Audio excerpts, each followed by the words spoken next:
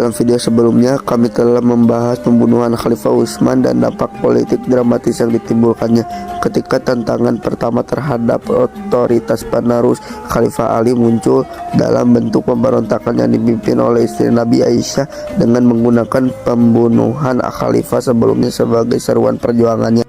Namun saat kita melanjutkan ke pertempuran Siffin dan pemberontakan Muawiyah, kita harus lebih dahulu memutar kembali waktu ke masa sebelum kematian Utsman dan mengkaji peran nepotisme yang dimainkan dalam mengangkatkan kliennya Bani Umayyah dalam keluarga kaya menjadi penguasa bayangan dalam kekhalifahan, serta bagaimana hal ini berkontribusi terhadap pecahnya perang saudara setelah kematian. Abad ke-8 adalah masa penuh gejolak bagi kekaisaran muslim. Namun bukan hanya batas-batas wilayah yang mulai terbentuk, budaya baru mulai muncul mengubah segalanya dari masuk hingga arsitektur dan seni rupa. Karya seni yang muncul pada periode ini sebagian besar merupakan hasil dari patronase kerajaan.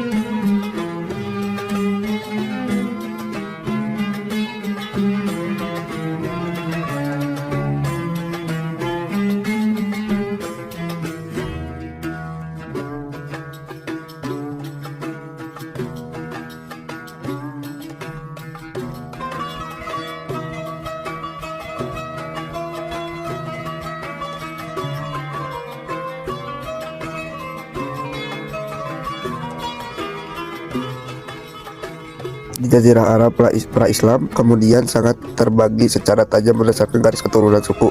Namun di bawah kepemimpinan Khalifah Abu Bakar dan Umar, persaudaraan dalam Islam telah menggantikan loyalitas kesukuan yang sebelumnya mendominasi sebelum datangnya iman. Dalam pidatonya saat diangkat menjadi Khalifah pertama, Abu Bakar menekankan kepada kaum muslim yang berkumpul di Madinah bahwa dirinya bukanlah yang terbaik di antara mereka, dan bahwa ia akan menyebut bantuan serta nasihat yang jujur dan rakyatnya, bahkan jika itu berarti menentang pendapatnya sendiri. Dan meskipun Abu Bakar memiliki anak-anak laki-laki yang sudah dewasa, ia menyerahkan kekhalifahan kepada penasihat sekaligus sahabatnya Umar. Alih-alih mencoba menciptakan dinasti kekuasaan, Umar dikenal luas menjalani gaya hidup sederhana yang sama seperti sebelumnya ia menjadi khalifah, tidur di atas daun kurma dan turut serta dalam pekerjaan rakyatnya dalam melayani orang-orang yang membutuhkan. Namun di bawah pemerintahan Utsman, politik kekerabatan nepotistik dari masa pra-Islam mulai kembali muncul ke permukaan. Kerabat-kerabat Utsman seringkali diberi posisi yang kaya dan berpengaruh, seperti saudara sesusu pertamanya Walid bin Uqbah dan kemudian pamannya Sa'id bin Al-As yang diangkat sebagai gubernur Kufah. Dan meski sedikit yang bisa menuduh Abdullah bin Sa'ad tidak cukup setelah menaklukkannya di Afrika Utara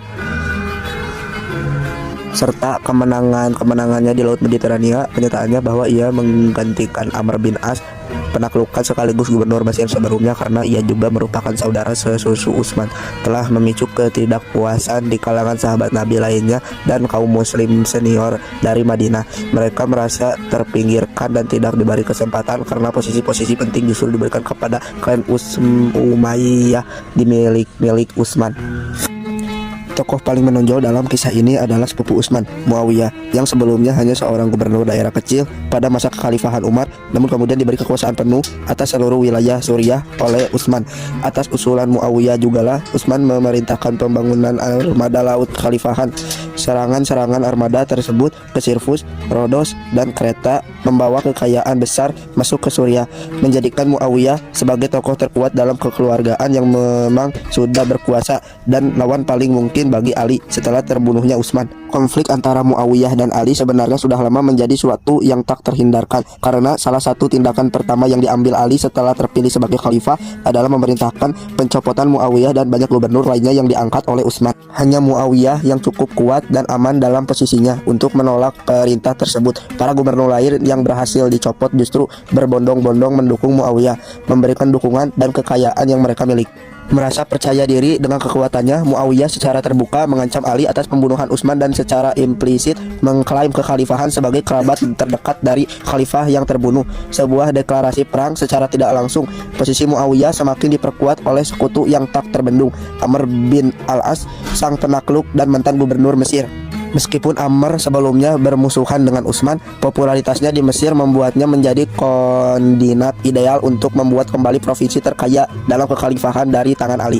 Sebagian imbalan atas dukungannya, Muawiyah menjanjikan jabatan gubernur seumur hidup di Mesir. Muawiyah kemudian menyingkirkan gubernur saat itu, Qais bin Sa'ad, dengan sebuah tipu daya yang sangat cerdik. Ia memalsukan surat dari Qais yang seolah-olah menyatakan kesediaannya bergabung dengan pihak Muawiyah, lalu memastikan agar mata-mata Ali mengetahuinya. Tertipu oleh surat palsu itu, Ali pun mencopot gubernur yang sebenarnya kompeten dan menurut banyak sumber sangat loyal tersebut. Ia digantikan oleh Muhammad bin Abu Bakar yang masih kurang berpengalaman dan datang terlambat untuk mengalang dukungan yang berarti dari Mesir dalam pertempuran yang akan datang.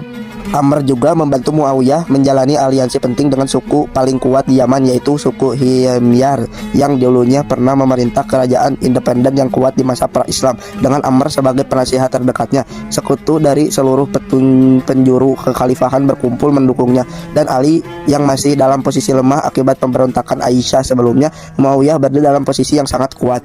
Maka ketika kekhalifahan Ali meninggalkan Madinah pada akhir Mei 657 bersama pasukannya untuk menurunkan gubernur yang membangkang, ia menghadapi pertempuran yang jauh lebih berat daripada yang mungkin ia perkirakan. Sebelum dua pasukan utama bertemu dalam pertempuran, serangkaian pengejaran kavaleri dan pemberontakan kecil terjadi di Haran dan Rokoh, mempertemukan Malik al-Ashtar melawan Abdurrahman bin Khalid, putra dari Panglima Besar Khalid bin Walid. Ia menjadi uji coba bagi pasukan Ali untuk mengukur kekuatan dan tekad Muawiyah, dan mereka mendapatkan keduanya tak tergoyahkan. Pertempuran besar pertama pun akan terjadi di Siffin, di tepi sungai Efrat.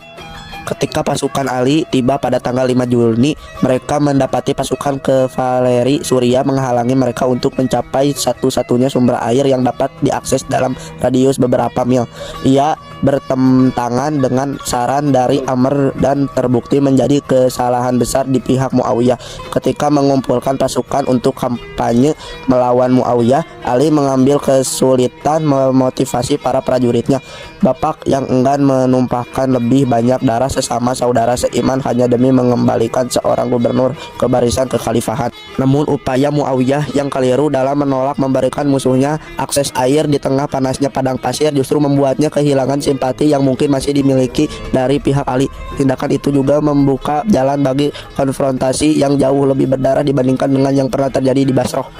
Jumlah pasukan yang terlibat menjadi perdebatan. Al-Tabari menyebutkan pasukan Ali berjumlah 70.000 orang, angka yang berkemungkinan besar dilebih-lebihkan mengingat disebutkan bahwa lebih dari 60.000 orang dari Kufah ikut di dalam panjinya. Sementara Al-Husain hanya berhasil mengumpulkan 10 dari jumlah itu dalam pertempuran Jamal. Namun bahkan dengan perkiraan konservasi yakni 20.000 sampai 30.000 untuk pasukan Ali dan pasukan Muawiyah sedikit lebih besar, pertempuran Siffin menjadi salah satu pertempuran terbesar dan paling berdampak dalam sejarah Islam. Pertempuran ini berlangsung dalam beberapa fase selama berminggu-minggu ke depan. Ketika mendapati sumber air terhalang, pasukan depan Ali yang dipimpin oleh Al-Ash'ad bin Qais segera menyerbu pasukan Suriah yang menghalangi jalan mereka dengan penuh amarah, memukul mundur mereka dan mengamankan air bagi pasukan di belakang yang kehausan. Setelah kemenangan kecil ini, yang kemudian dikenal sebagai Hari Efrat, kedua pasukan saling berhadapan dalam ketegangan selama 2 hari tanpa adanya negosiasi yang berhasil. Ini diikuti oleh lebih dari seminggu serangan kecil harian dan duel pribadi antara komandan bangsawan berlangsung sehingga tanggal 18 Juli kedua pihak terus menguji kekuatan lawan, namun mereka enggan menyerahkan kekuatan penuh. Pada tanggal 19 Juni kesepakatan gencatan senjata baru tercapai dan berlangsung lebih dari sebulan sebagai ucapan terakhir untuk mencapai perdamaian dan setidaknya membujuk para pemimpin lawan agar membelot. Namun pendekatan-pendekatan ini tak lebih sukses dari sebelumnya. Utsman bolak-balik sebelum berminggu-minggu di antara kedua pasukan membawa pesan dan suap, namun kebutuhan tetap tidak berubah. Akhirnya pada tanggal 26 Juli pasukan pasukan bertemu dalam pertempuran yang akan berlangsung selama 3 hari 3 malam nyaris tanpa henti. Hari pertama pertempuran pun dimulai. Pada hari kedua pasukan Muawiyah nyaris berhasil memukul mundur pasukan Ali. Habib bin Maslamah memimpin serangan besar-besaran yang membuat sayap kanan pasukan Ali kocar-kacir dan menekan bagian tengah, menyebabkan pasukan Ali mengalami kekacauan sebelum akhirnya bala bantuan yang dipimpin oleh Malik al-Shatar berhasil menghentikan laju pasukan Suriah. Abdullah bin Budail yang memimpin pasukan kanan Ali mencoba memanfaatkan keunggulan sesaat itu dengan memimpin pasukan kavaleri untuk menyerang tenda Muawiyah.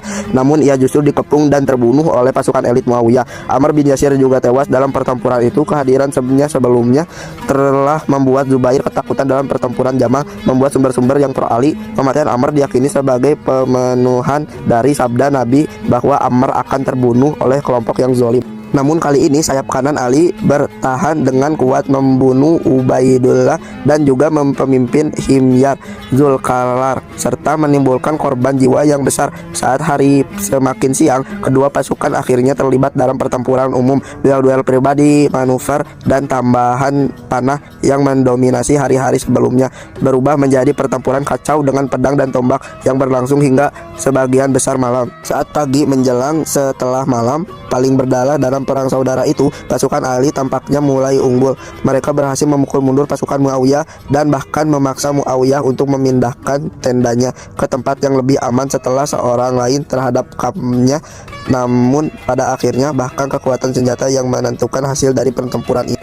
Ketika fajar tiba, sejumlah utusan dari pihak Muawiyah menunggang kuda di antara kedua pasukan, mengangkat mushaf Al-Quran di ujung tombak mereka sebagai lambang gencatan senjata, memohon kepada Ali agar menyetujui arbitrase sebagai jalan penyelesaian sengketa antara dirinya dan Muawiyah. Meski Ali berada di atas angin dalam pertempuran ini, banyak dari pasukan yang kelelahan setelah pertempuran panjang dan enggan terus menumpahkan darah sesama muslim.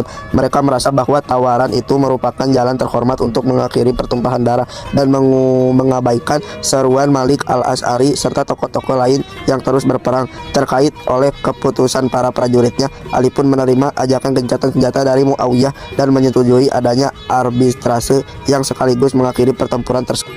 Meskipun Ali hampir memenangkan perang, kini ia berada di ambang kehilangan segalanya dalam perdamaian yang akan datang. Masing-masing pihak menunjuk seorang arbitrator, Amr bin al-As untuk Muawiyah, dan yang anehnya gubernur Kufa yang dicopot, Abu Musa al-Ash'ari, untuk Ali. Meskipun ia memiliki permusuhan pribadi dengan Ali, Abu Musa adalah pilihan yang populer di kalangan tentara Ali yang sebagian besar berasal dari Kufa. Kedua pasukan meninggalkan medan perang dengan kesepakatan bahwa kedua arbitrator akan bertemu dalam beberapa bulan mendatang untuk memutuskan masalah pembunuhan Utsman dan siapa yang berhak menjadi khalifah dengan Al-Quran sebagai panduan mereka. Namun sebagian dari pendukung Ali dengan tegas menentang arbitrase ini, melihatnya sebagai pengkhianatan kepada Tuhan karena menyerahkan keputusan kepada manusia yang dapat keliru. Alih-alih membiarkan Tuhan menentukan pemenang di medan perang. Sebelum Abu Musa berangkat untuk putaran pertama arbitrase, dua pengikut Ali, Zurah bin al-Buj dan Hurqos bin Zuhaya, menghadapi Ali, mendesak agar ia meninggalkan negosiasi tersebut dan kembali berperang melawan Muawiyah. Ali menegur mereka dengan mengatakan bahwa ia lebih memilih untuk melanjutkan pertempuran disiplin, namun kini ia terkait untuk menghormati perjanjian yang telah ia buat. Tidak puas, mereka mengangkat slogan "Kekuasaan hanya milik Allah", dengan banyak orang yang kemudian berpindah mengikuti pandangan mereka. Dalam beberapa bulan berikutnya, setelah pasukan Ali kembali ke Kufah, kelompok ini yang dikenal sebagai Al-Khawarij atau Kharijit, sebagai yang kemungkinan mereka sebut, akan menjadi duri dalam tubuh Ali, mencemooh dan mengkritik dirinya saat ia memimpin sholat di masjid mereka, serta menyatakan bahwa baik Ali maupun Muawiyah tidak layak untuk memerintah.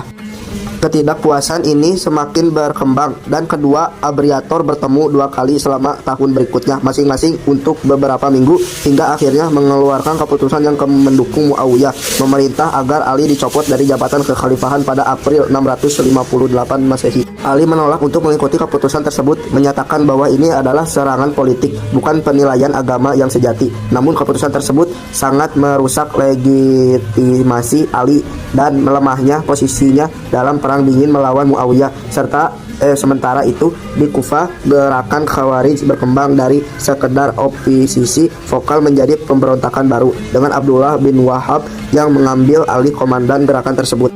Berangkat dari Kufah dalam kelompok-kelompok kecil untuk menghindari deteksi, Ibnu Wahab mengumpulkan kembali pasukannya di jembatan yang melintasi Narawah, sebuah kanal besar yang mengambil air dari sungai Tigris di timur laut Al-Madinah. Sementara itu, kelompok-kelompok simpatisan Khawarij di seluruh Irak serta menerima surat-surat rahasia dari pimpinan di Kufah meninggalkan rumah mereka untuk bergabung dengan kelompok Ibnu Wahab. Terjadi pertempuran sengit di dekat Basrah antara pendukung Ali dan kelompok 500 Khawarij yang ditinggalkan Kufah. Tampak Ibnu Wahab berniat untuk melanjutkan perjalanan setelah pasukan terkumpul untuk menaklukkan Al-Madiin atau pembentukan basis kekuatan independen di antara pegunungan Zagros. Namun setelah memaksa para pendukung yang tersisa yang menegaskan kembali sumpah kesetiaan mereka kepada Ali, segera meninggalkan Kufah untuk mengejar para Kharijit. Tiba di Narawan pada Juli 658. Meskipun mereka telah mengkhianatinya, Ali berusaha menghindari pertempuran dengan menyatakan bahwa ia kini siap kembali berperang melawan Muawiyah seperti yang mereka inginkan, dan memohon agar mereka kembali kepada perjuangannya. Beberapa di antaranya kembali, tetapi mayoritas dari sekitar 2000 pemberontak telah bertahan dengan keras kepala, menyebabkan beberapa kesepakatan dalam barisan Ali. Banyak pengikut merasa bahwa Kharijit adalah masalah kecil yang sebaiknya diabaikan sampai setelah kekalahan Muawiyah. Namun setelah beberapa penduduk desa lokal dibunuh oleh Kharijit, reaksi Ali sangat cepat dengan pasukannya yang jauh lebih besar terlibat dalam pertempuran dengan Kharijit. Pada 17 Juli dengan penuh semangat untuk perjuangan mereka, Kharijit tidak mundur, tetapi kini dengan kurang dari 2000 menghadapi 14.000 pasukan. Hasil dari pertempuran ini hampir tidak diragukan lagi. Pasukan berkuda Ali membentuk garis depan di bawah komando Abu Ayyub al-Ansari dengan pemanah dan pasukan infanteri berbaris di antara mereka. Ketika Kharijit melakukan serangan, pasukan berkuda Ali membagi diri mereka menjadi dua kelompok di tengah dan bergerak ke kiri dan kanan, memungkinkan para pemanah untuk meluncurkan hujan panah ke arah Kharijit yang datang. Pasukan berkuda kemudian berputar dan menyerang sayap mereka. Setelah pertempuran singkat, berdarah, dan sebagian besar sepihak, pasukan pemberontak hancur. Tidak banyak belas kasihan yang diberikan oleh Ali, seperti yang ia tunjukkan kepada pemberontak Aisyah setelah pertempuran Jamal, dan setelah sebagian besar Kharijit yang turun ke medan perang tewas. Banyak orang kini melihat Muawiyah sebagai khalifah yang sah pada awal tahun 661. Setelah menerima nasihat dari para pendukungnya yang tersisa, Ali memutuskan untuk melancarkan invasi kedua ke Suriah, sementara ia masih memiliki kekuatan untuk menantang Muawiyah mempersiapkan pasukannya untuk kampanye berikutnya. Namun serangan militer yang direncanakan itu tidak pernah terjadi di Mekah. Tiga konspirator Khawarijit bertemu dan membuat perjanjian untuk membunuh 3 orang yang mereka anggap bertanggung jawab atas pecahnya perang saudara Ali, Muawiyah, dan Ammar. 2 dari 3 upaya pembunuhan itu gagal. Namun pada tanggal 28 Januari ketika Ali sedang berdoa di Masjid Agung Kufah, pembunuhan ketiga Abdurrahman bin Muljam menikamnya dari belakang dengan pedang beracun, melukai sang khalifah secara fatal. Sebagian balasan atas kematian rekan-rekannya di Narawan. Dengan kematian Ali, hanya sedikit yang bisa menolak klaim Muawiyah atas kekhalifahan. Putra tertua Ali, Al-Hasan, ditekan untuk menyerahkan klaimnya atas tahta, dan Muawiyah naik ke tampuk kekuasaan hampir tanpa perlawanan. Lebih dari sekedar pergantian pemimpin, fitnah pertama sebutan bagi perang saudara ini akan memberikan dampak besar dalam sejarah Islam. Peristiwa ini memecah gerakan keagamaan dan budaya yang sebelumnya bersatu dan telah menaklukkan kekaisaran besar. Bahkan hingga hari ini, perpecahan antara mazhab-mazhab besar dalam Islam masih dapat ditelusuri kembali ke fitnah pertama dan kematian Ali. Para pendukung setia Ali menolak legitimasi Muawiyah dan para penerusnya, serta meninggikan Ali dan garis keturunannya sebagai imam-imam yang diilhami secara ilahi, dikenal sebagai Partai Ali atau Syiat Ali. Gerakan ini tetap kuat hingga sekarang sebagai Islam Syiah yang kini pun telah terpecah menjadi beberapa sekte. Mayoritas Muslim yang menerima kenaikan Muawiyah ke tampuk kekuasaan dikenal sebagai Sunni yang merujuk pada sunnah, tradisi, dan teladan Nabi. Ketika Islam menyebar dan mengakar di Afrika Utara, kaum Kharijit tetap menjadi kekuatan oposisi yang bermusuhan, seringkali bertikai dengan sesama muslim dan penguasa yang mereka anggap sebagai khalifah yang korup dan tidak sah. Meski sekte mereka tetap kecil, kaum Kharijit menjadi pusat dari berbagai pemberontakan dan pergolakan selama masa kekhalifahan Umayyah dan berlanjut hingga abad-abad setelahnya. Namun dari barisan mereka pula muncul komunitas Abadi yang lebih moderat dan netral, sebuah aliran kepercayaan yang kini menjadi dominan di Oman. Sifat kepemimpinan dalam kekhalifahan pun berubah selamanya. Pemilihan yang sebelumnya menentukan 4 khalifah pertama digantikan oleh sistem suksesi dinasti. Kekuasaan akan tetap berada di tangan klan Umayyah selama 90 tahun berikutnya, menandai berakhirnya kekhalifahan Ar-Rasyidin.